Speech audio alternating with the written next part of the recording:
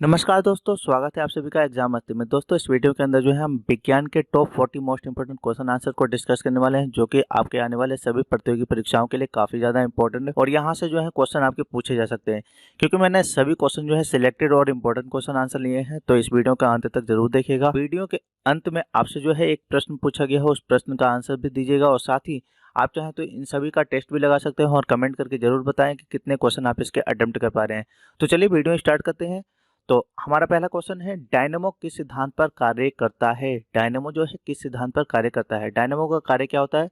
यांत्रिक ऊर्जा को विद्युत ऊर्जा में रूपांतरण करना। ठीक है। और डायनेमो जो है किस सिद्धांत पे कार्य करता है? तो इसका राइट आंसर हो जाएगा ऑप्शन नंबर डी, विद्युत चुंबकीय प्रेरण पे कार्य करता है। कौन? डायनेमो। तो इसका राइट आंसर हो जाएगा ऑप्शन नंबर डी।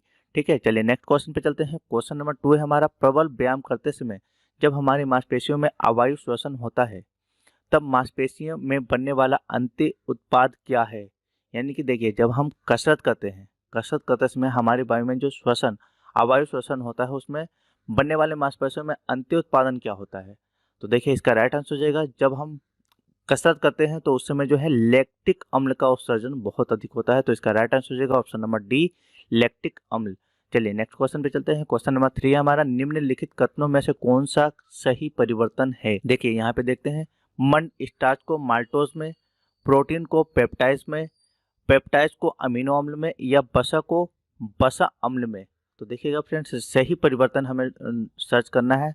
तो सही परिवर्तन क्या हो जाएगा? मंड, यानी कि स्टार्च को माल्टोज में परिवर्तन करने का कार्य होता है। ठीक है, तो इसका राइट आंसर हो जाएगा option number A. Option number A जो है इसका राइट आंसर हो जाएगा। क्वेश्चन नंबर 4 है, मानव शरीर द्वारा सोडियम आयनों के धारणा के लिए निम्नलिखित हार्मोन में से एक की आवश्यकता होती है। मानव शरीर द्वारा सोडियम आयनों के धारण के लिए निम्नलिखित हार्मोनों में से एक की आवश्यकता होती है। किसकी आवश्यकता होती है? तो देखिएगा फ्रेंड्स, इसका राइट आंसर हो जाएगा ऑप्शन नंबर ए, एड्रोस्टेरोन की जो है आवश्यकता होती है। किसमें? सोडियम आयनों के धारण के लिए। ठीक है, तो इस पॉइंट को ध्यान में रखिएगा। और सोडियम की कमी से यानी कि नमक की कमी से कौन सा रोग होता है? तो घेंघा नामक रोग होता है। इस पॉइंट को ध्यान में रखिएगा, कई बार यहाँ से प्रश्न पूछा गया है। ठीक है, इन दोनों पॉइंट को ध्यान में रखिएगा। चलिए नेक्स्ट क्वेश्चन पे चलते हैं। क्वेश्चन नंबर 5 है हमारा, ग्लूकोज ऊर्जा का एक स्रोत है। ठीक है, पहला क्वेश्चन देखिए, ग्लूकोज क्या है? ऊर्जा का एक स्रोत है। इस पॉइंट को ध्यान में रखिएगा। अब कह रहा है, ग्लूकोज निम्नलिखित में से किस प्रकार का एक अणु है? ग्लूकोज जो है किस प्रकार का एक अणु है? तो प्रोटीन, कार्बोहाइड्रेट, वसा या न्यूक्लिक अम्ल। तो इसका राइट आंसर हो जाएगा, ग्लूकोज कार्बोहाइड्रेट का एक प्रकार होता है। ठीक है, और यह इसका अणु भी है। तो कार्बोहाइड्रेट जो है इसका राइट आंसर हो जाएगा ऑप्शन नंबर ए जो है इसका राइट आंसर है। चलिए नेक्स्ट क्वेश्चन पे चलते हैं। क्वेश्चन नंबर 6 है हमारा, एल्कोहल मदिरा के सेवन के पश्चात व्यक्ति बेढंगा चलता है, इसका कारण क्या है? एल्कोहल क्या करता है? यानी कि हमारे अनुमस्तिष्क यानी कि अग्रभाग को हमारे यानी कि ब्रेन को हमारे प्रभावित करता है, जिसके कारण जो है आदमी जो है बेढंगा रूप से चलना स्टार्ट कर देता है। ठीक है, तो इसका राइट आंसर हो जाएगा ऑप्शन नंबर ए। चलिए अगला क्वेश्चन देखते हैं। प्लास्टर ऑफ पेरिस का सूत्र है, प्लास्टर ऑफ पेरिस का सूत्र क्या हो जाएगा? CaSO4 1/2H2O 1/2H2O। ये क्या है? प्लास्टर ऑफ पेरिस का सूत्र है। तो ऑप्शन नंबर 1 यानी कि CaSO4 भी अगर लिखा हुआ आ जाता है, ठीक है, यहाँ पे देखिएगा 1/2 नहीं लिखा हुआ है, तो ये गलत हो जाएगा। CaSO4 भी प्लास्टर ऑफ पेरिस का सूत्र है। अगर इसके आगे ये भी लिखा जाए 1/2H2O, तो ये भी क्या है? प्लास्टर ऑफ पेरिस का ही सूत्र है। ठीक है, चलिए नेक्स्ट क्वेश्चन पे चलते हैं। इसका राइट आंसर हो जाएगा ऑप्शन नंबर ए। अगला क्वेश्चन है हमारा, निम्नलिखित में से कौन सा विस्फोटक नहीं है? विस्फोटक बताना है कि नहीं है। तो विस्फोटक नहीं है तो कौन सा हो जाएगा? ट्राइट्रोट्यूलिन, या फिर ट्राइट्रोग्लिसरीन, या फिर साइट्रोमेथिलीन, ट्राइनाइट्रिम, या फिर नाइट्रोक्लोरोफॉर्म। तो इसका राइट आंसर हो जाएगा ऑप्शन नंबर डी, नाइट्रोक्लोरोफॉर्म। नाइट्रोक्लोरोफॉर्म जो है एक विस्फोटक नहीं है। ठीक है, और इसके अलावा जितने भी हैं ये सभी क्या है? विस्फोटक पदार्थ हैं। ये क्या है? सभी विस्फोटक हैं। तो इन सभी को भी ध्यान में रखिएगा, कई बार यहाँ से भी क्वेश्चन पूछा गया है। और खास तौर पे दोस्तों, रेलवे और एनटीपीसी और ग्रुप टी के लिए जो है काफ़ी ज़्यादा इंपॉर्टेंट, परीक्षा की दृष्टि से काफ़ी ज़्यादा इंपॉर्टेंट है। मैंने सभी क्वेश्चन जो है सिलेक्टेड लिए हैं, जो आपके आने वाले परीक्षाओं में पूछे जा सकते हैं। तो वीडियो पसंद आ रहा हो तो एक लाइक और सब्सक्राइब और शेयर जरूर कीजिएगा अपने दोस्तों में। चलिए नेक्स्ट क्वेश्चन पे चलते हैं। क्वेश्चन नंबर 9 है, निम्नलिखित में से कौन विद्युत अचुंबकीय है? विद्युत अचुंबकीय, चुंबकीय, अचुंबकीय, यानी कि जो अपनी ओर आकर्षित करता है उसे चुंबकीय कहते हैं, और जो आकर्षित ना कर पाए, विद्युत को अपनी ओर आकर्षित ना कर पाए, अचुंबकीय। तो हमें इसमें बताना अचुंबकीय कौन सा है। तो देखिए 4 ऑप्शन दिए हुए हैं, निकल, कोबाल्ट, क्रोमियम या तांबा। तो इसका राइट आंसर हो जाएगा ऑप्शन नंबर डी, तांबा। तांबा क्या है, अचुंबकीय है, विद्युत अचुंबकीय है, ठीक है। लेकिन विद्युत का अच्छा चालक माना जाता है क्या, तांबा। तांबा, चांदी, सोने ये सभी क्या है, विद्युत के अच्छे चालक हैं, लेकिन अचुंबकीय है कौन, तांबा। इसके अलावा निकल, कोबाल्ट और क्रोमियम ये सभी क्या है, विद्युत चुंबकीय हैं, ठीक है। चलिए नेक्स्ट क्वेश्चन पे चलते हैं। परमाणु के नाभिक में होते हैं, देखिए परमाणु के नाभिक में क्या होते हैं, प्रोटॉन और न्यूट्रॉन होते हैं, प्रोटॉन और इलेक्ट्रॉन नहीं होते हैं, प्रोटॉन न्यूट्रॉन इलेक्ट्रॉन और न्यूट्रॉन जो है नहीं होते हैं, और ये सभी ये तो नहीं होगा। तो इसका राइट आंसर हो जाएगा ऑप्शन नंबर ए, यानी कि ऑप्शन नंबर ए जो है इसका राइट आंसर है प्रोटॉन और न्यूट्रॉन ठीक है, इस पॉइंट को ध्यान में रखिएगा। चलिए नेक्स्ट क्वेश्चन पे चलते हैं। क्वेश्चन नंबर 11 है हमारा, यदि माइटोकॉन्ड्रिया काम करना बंद कर दे तो कोशिका में कौन सा कार्य नहीं हो पाएगा। अगर माइटोकॉन्ड्रिया काम करना बंद कर दे तो कौन सा कार्य नहीं हो पाएगा, भोजन का ऑक्सीकरण जो है नहीं हो पाता है, ठीक है। तो इसका राइट आंसर हो जाएगा ऑप्शन नंबर बी, भोजन का ऑक्सीकरण नहीं हो पाना, किसमें, अगर माइटोकॉन्ड्रिया काम करना बंद कर दे तो। चलिए अगले प्रश्न पे चलते हैं। अगला प्रश्न है, प्रकाश के निम्नलिखित प्रकारों में से किसका पौधों द्वारा तीव्र अवशोषण होता है। देखिए प्रकाश के निम्नलिखित प्रकारों में से किसका पौधों द्वारा तीव्र अवशोषण होता है, यानी पौधों द्वारा जो है अवशोषण जो है जल्दी किया जाता है। तो किसका, नीला और लाल, नीले और लाल जो है इनका अवशोषण जो है पौधों द्वारा जल्दी किया जाता है, किसमें किसमें किया जाता है, फोटोसिंथेसिस, यानी कि प्रकाश संश्लेषण की क्रिया में जो है लाल और नीला जो है लाल और नीला का अवशोषण सबसे पहले किया जाता है, ठीक है। यानी कि पौधे जो अपना भोजन बनाते हैं, अवशोषण करते हैं, वह किस प्रकार से करते हैं, नीले और लाल प्रकाश की तीव्रता के कारण जो है जल्दी कर पाते हैं, ठीक है। इस पॉइंट को ध्यान में रखिएगा, काफ़ी ज़्यादा इंपॉर्टेंट है और यह प्रश्न जो है कई बार रिपीट किया गया है। चलिए अगले प्रश्न की तरफ चलते हैं। इसका राइट आंसर हो जाएगा ऑप्शन नंबर बी, निम्नलिखित में से कौन सा प्रोटीन रेशा है, प्रोटीन रेशा है, नायलॉन नहीं है, पॉलिस्टर नहीं है, कपास नहीं है, रेशम जो है प्रोटीन रेशा है। इस पॉइंट को ध्यान में रखिएगा, प्रोटीन रेशा कौन सा है, तो रेशम जो है प्रोटीन रेशा है। चलिए क्वेश्चन नंबर 14 देखते हैं। विटामिन और रोग निम्नलिखित सुमेलों में से सही सुमेलित कीजिए। देखिए विटामिन ए की कमी से कौन सा रोग होता है, रिकेट्स, गलत है।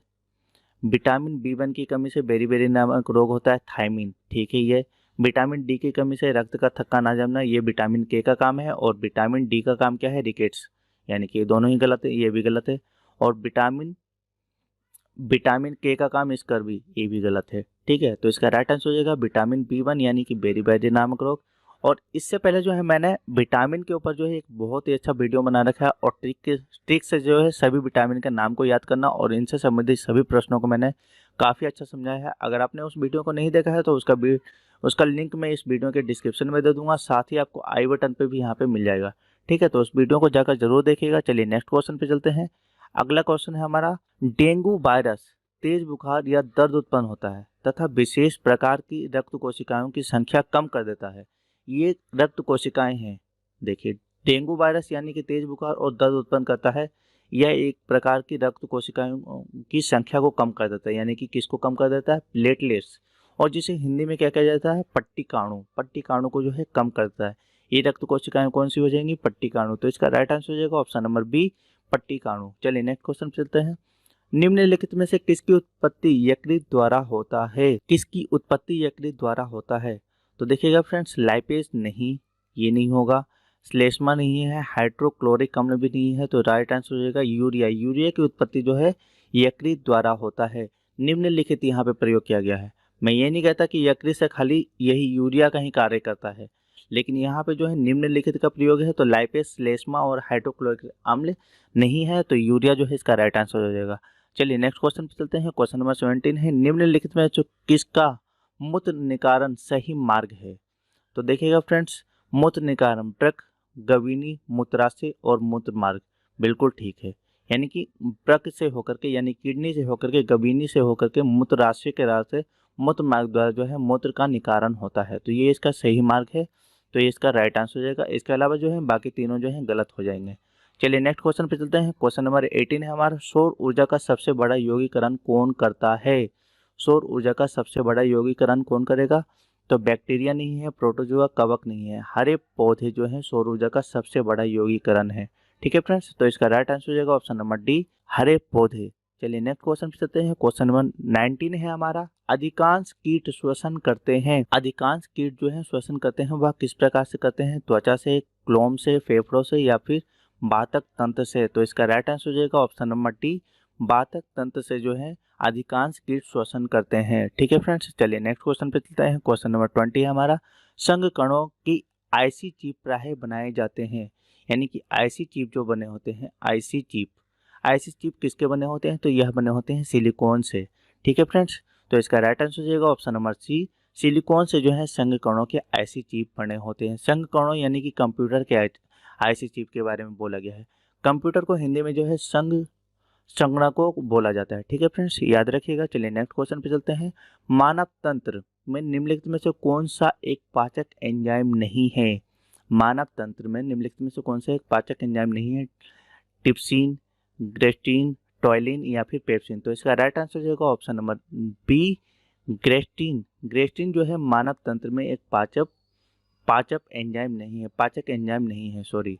तो इसका देखिएगा, ट्रिप्सिन जो है यह पाचक एंजाइम है, टॉयलिन भी यह लार के द्वारा पाचन करता है, पेप्सिन भी जो है यह एक पाचन एंजाइम है। ठीक है फ्रेंड्स, चलिए अगला क्वेश्चन देखते हैं। अगला क्वेश्चन है, स्त्रियों में किस हार्मोन के प्रभाव से अंडो उत्सर्ज का उद्दीपन होता है? अंडोत्सर्ज का उद्दीपन किसके द्वारा होता है? तो पित्त पिंडीकरण हार्मोन के द्वारा जो है अंडो उत्सर्ज का उद्दीपन होता है। ठीक है फ्रेंड्स, तो इसका राइट आंसर हो जाएगा ऑप्शन नंबर ए। चलिए अगले प्रश्न की तरफ चलते हैं। अगला प्रश्न है, जो तत्व ऑक्सीजन पर प्रतिक्रिया नहीं करता है वह है? जो तत्व ऑक्सीजन पर प्रतिक्रिया नहीं करता है वह है, तो इसका राइट आंसर हो जाएगा ऑप्शन नंबर सी, हीलियम। ये हीलियम है, यहाँ पे या के आगे ये नहीं है। हीलियम जो है ऑक्सीजन पर प्रतिक्रिया नहीं करता है। ठीक है, इसके अलावा जो है क्लोरीन ऑक्सीजन पर प्रतिक्रिया करता है, आयोडीन भी क्या करता है? ऑक्सीजन पर प्रतिक्रिया करता है, नाइट्रोजन भी ऑक्सीजन पर प्रतिक्रिया करता है, लेकिन हीलियम जो है ऑक्सीजन पर प्रतिक्रिया नहीं करता है। ठीक है फ्रेंड, अगला प्रश्न है, मानव शरीर में निम्नलिखित हार्मोनों में से कौन सा रुधिर कैल्शियम और फॉस्फेट को विनियमित करता है? मानव शरीर में जो है निम्नलिखित हार्मोनों में से कौन सा रुधिर कैल्शियम और फॉस्फेट को विनियमित करता है? तो इसका राइट आंसर हो जाएगा ऑप्शन नंबर सी, पराबट्टू यानी कि पैराथायरॉयड हार्मोन जो है क्या करता है?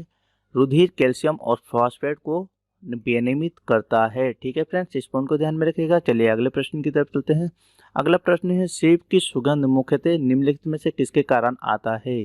सेब की सुगंध मुख्यतः निम्नलिखित में से किसके कारण आता है? तो इसका राइट आंसर हो जाएगा ऑप्शन नंबर सी, एथेनॉल के कारण जो है सेब की सुगंध मुख्यतः आता है। ठीक है फ्रेंड्स, याद रखिएगा। अगला प्रश्न है, प्रशिक्षित कुत्ते द्वारा लोगों पर करने की प्रतिक्रिया में पांव के पसीने निम्नलिखित में से यौगिकों में से कौन सी एक की पहचान पर आधारित है? देखिएगा फ्रेंड्स, अपने फिल्मों में देखा होगा कि कुत्ते जो हैं किस प्रकार से विलन यानी कि गुंडों के जो पीछे भागता है और उनके पाँव के चिन्ह से जो है पता लगा देता है कि वह कहाँ जा रहे हैं।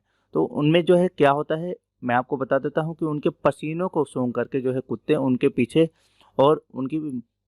पीछे भागता है और उनका पहचान करता है। तो इसका राइट आंसर हो जाएगा कौन से अम्ल के द्वारा? कैप्रोसोलिक अम्ल के द्वारा जो है कुत्तों जो है उनकी पहचान करते हैं। ठीक है फ्रेंड्स, याद रखिएगा। चलिए अगले प्रश्न की तरफ चलते हैं। निम्न में से कौन सही सुमेलित नहीं है? देखिएगा फ्रेंड्स, आमीटर विद्युत धारा बिल्कुल ठीक है, टेक्योमीटर दावांतर बिल्कुल ठीक है, पायरोमीटर उच्च ताप मापने के लिए किया जाता है, वायु की चाल मापने के लिए एनीमोमीटर नहीं, ये गलत हो जाएगा। तो इसका राइट आंसर हो जाएगा ऑप्शन नंबर ए, यह जो है सुमेलित नहीं है। ठीक है फ्रेंड्स, अगला प्रश्न है, लब और डब निम्नलिखित में से किससे संबंधित है? लब और डब किससे संबंधित है? तो यह हृदय से संबंधित है। लब और डब ध्वनि आपने सुना होगा, तो यह किससे निकलती है? हृदय से निकलती है। तो इसका राइट आंसर हो जाएगा ऑप्शन नंबर ए। अगला प्रश्न है, यकृत शोथ बी यानी कि हेपेटाइटिस बी जो यकृत को प्रभावित करता है, हेपेटाइटिस बी, कई बार यहाँ से क्वेश्चन पूछा जाता है कि हेपेटाइटिस बी जो है किस अंग को प्रभावित करता है? तो यह यकृत को प्रभावित करता है और वास्तव में यह एक है। तो यह क्या है, हमें यह बताना है कि विषाणु है, जीवाणु है, प्रोटोजोआ है या कवक है। यहाँ पे देखिएगा ये कवक होगा, कवक यानी कि फंगस। तो इसका राइट आंसर हो जाएगा ऑप्शन नंबर ए, विषाणु यानी कि वायरस है। हेपेटाइटिस बी यकृत शोथ, या डायरेक्ट आपसे यह भी पूछा जा सकता है कि यकृत शोथ तो यह भी जो है हेपेटाइटिस बी को कहा जाता है। और इसका जो है राइट आंसर हो जाएगा ऑप्शन नंबर ए, विषाणु वायरस के द्वारा जो है फैलता है। ठीक है फ्रेंड्स, अगला प्रश्न है, निम्नलिखित में से कौन सा ऊर्जा का समृद्ध स्रोत है? निम्नलिखित में से ऊर्जा का कौन सा समृद्ध स्रोत है? तो इसका राइट आंसर हो जाएगा option number B, lipid. Lipid जो है ऊर्जा का समृद्ध स्रोत माना जाता है। कार्बोहाइड्रेट क्या करता है? प्रोटीन को तोड़ने का कार्य करता है। विटामिन आप सभी जानते ही होंगे, विटामिन के प्रकार होते हैं ABCDE के, जिसमें ADE के ये क्या है? वसा में घुलनशील है। इसके अलावा बचा कौन सा हमारा? बी और सी जो है जल में घुलनशील होता है। ठीक है फ्रेंड्स, इस पॉइंट को ध्यान में रखिएगा। एडेक यानी कि कीड़ा और BC जल में घुलनशील होते हैं। ठीक है फ्रेंड्स, याद रखिएगा। चलिए अगले प्रश्न की तरफ चलते हैं। अगला प्रश्न है, सेल्यूलोज निम्नलिखित में से किसकी इकाइयों से बनता है? सेल्यूलोज जो है किसकी इकाइयों से बनता है? तो इसका राइट आंसर हो जाएगा ऑप्शन नंबर सी, ग्लूकोज की इकाइयों से जो है सेल्यूलोज बनाया जाता है। ठीक है फ्रेंड्स, याद रखिएगा, सेल्यूलोज किसकी इकाइयों से बनता है? ग्लूकोज की इकाइयों से। अगला प्रश्न देखिएगा, किसकी परत वायुमंडल में होने से हरा घर का प्रभाव होता है? किसकी परत वायुमंडल में होने से जो है हरा घर का प्रभाव होता है? तो इसका राइट आंसर हो जाएगा option number A, carbon dioxide के होने से जो है हरा घर होने का प्रभाव होता है। किसके? Carbon dioxide. ठीक है फ्रेंड्स, याद रखिएगा, वायुमंडल में होने से। काफी ज्यादा इंपॉर्टेंट क्वेश्चन है दोस्तों, यहाँ से जो है मैं आपको गारंटी देता हूँ एक या दो प्रश्न आपके हर एग्जाम में पूछे जाने की संभावना हो सकती है। बस वीडियो को अंत तक जरूर देखिएगा, पसंद आए तो अपने दोस्तों में जरूर शेयर कीजिएगा। चलिए नेक्स्ट क्वेश्चन पे चलते हैं। रेफ्रिजरेटर में थर्मोस्टेट का कार्य क्या है? देखिए, रेफ्रिजरेटर में थर्मोस्टेट का कार्य क्या है? थर्मोस्टेट का सबसे बड़ा कार्य होता है एक समान तापमान को बनाए रखना। तो इसका राइट आंसर हो जाएगा ऑप्शन नंबर सी। चलिए अगला प्रश्न देखते हैं। बुलेट प्रूफ पदार्थ बनाने के लिए निम्नलिखित में से कौन सा बहुलक प्रयुक्त होता है? यानी कि बुलेट प्रूफ जैकेट बनाने के लिए, या फिर गाड़ियों में देखते होंगे आप, प्रधानमंत्री की गाड़ी जो है वह बुलेट प्रूफ है। तो इन सभी में कौन से बहुलक का प्रयुक्त किया जाता है? तो इसका राइट आंसर हो जाएगा ऑप्शन नंबर ए, पॉलीएमाइड का प्रयोग किया जाता है। किसका प्रयोग किया जाता है? पॉलीएमाइड। ठीक है फ्रेंड्स, याद रखिएगा। चलिए अगले प्रश्न की तरफ चलते हैं। ध्वनि की गति तेज होती है किसमें होती है? ध्वनि की गति सबसे तेज किसमें होगी? तो इसका राइट आंसर हो जाएगा ऑप्शन नंबर सी, कांच में। कांच में जो है ध्वनि की गति सबसे तेज होती है। ठीक है फ्रेंड्स, और निर्वात में जो है ध्वनि गमन नहीं करता है। ठीक है फ्रेंड्स, इस पॉइंट को ध्यान में रखिएगा, निर्वात में ध्वनि गमन नहीं करता है। ठीक है, चलिए अगले प्रश्न की तरफ चलते हैं। अगला है, मानव शरीर में मलेरिया निम्नलिखित में से किसका एक कारण होता है? मानव शरीर में मलेरिया निम्नलिखित में से किस एक का कारण होता है? तो यह राइट आंसर हो जाएगा ऑप्शन नंबर डी, प्रोटोजोआ के कारण जो है मलेरिया नामक बीमारी होती है। ठीक है फ्रेंड्स, याद रखिएगा, काफी ज्यादा इंपॉर्टेंट है और यहाँ से भी कई बार क्वेश्चन पूछा गया है। अगला प्रश्न देखिएगा, निम्नलिखित में से किस एक जंतु में त्वचा एक श्वसन अंग है? निम्नलिखित में से किस एक जंतु में त्वचा एक श्वसन अंग है? तो इसका राइट आंसर हो जाएगा ऑप्शन नंबर बी, मेंढक जो है त्वचा से जो है श्वसन करता है। ठीक है फ्रेंड्स, याद रखिएगा, मेंढक का त्वचा जो है श्वसन अंग है। इस पॉइंट को ध्यान में रखिएगा। कई बार जो है रेलवे में यह क्वेश्चन जो है पूछा गया है, याद रखिएगा, रेलवे में पूछा गया क्वेश्चन है ये। चलिए अगले प्रश्न की तरफ चलते हैं। अगला प्रश्न है, निम्नलिखित में से क्या जल से हल्का होता है? जल से हल्का क्या होता है, हमें यह बताना है। यह भी क्वेश्चन जो है कई बार रिपीट हुआ है। तो इसका राइट आंसर हो जाएगा ऑप्शन नंबर बी, सोडियम जो है जल से हल्का होता है। यानी कि आपने मृत समुद्र तो देखा होगा, जिसमें जो है मृत सागर जिसे कहा जाता है, जिसमें आप कितना भी दूर चले जाइए आप डूब नहीं सकते हैं। क्यों? क्योंकि जल से हल्का होता है सोडियम, और उसमें जो है अधिक मात्रा में नमक पाया जाता है मृत सागर में। ठीक है फ्रेंड्स, याद रखिएगा। चलिए अगले क्वेश्चन की तरफ चलते हैं। खाद्य पदार्थ के परीक्षण हेतु नामांकित में से कौन सा प्रयुक्त होता है? खाद्य पदार्थ के परीक्षण होती यानी कि जांच करने के लिए कौन सा प्रयुक्त होता है? तो इसका राइट आंसर हो जाएगा ऑप्शन नंबर सी, बेंजोइक अम्ल का प्रयोग किया जाता है खाद्य पदार्थ के जांच के लिए। ठीक है फ्रेंड्स, याद रखिएगा, परीक्षण हेतु।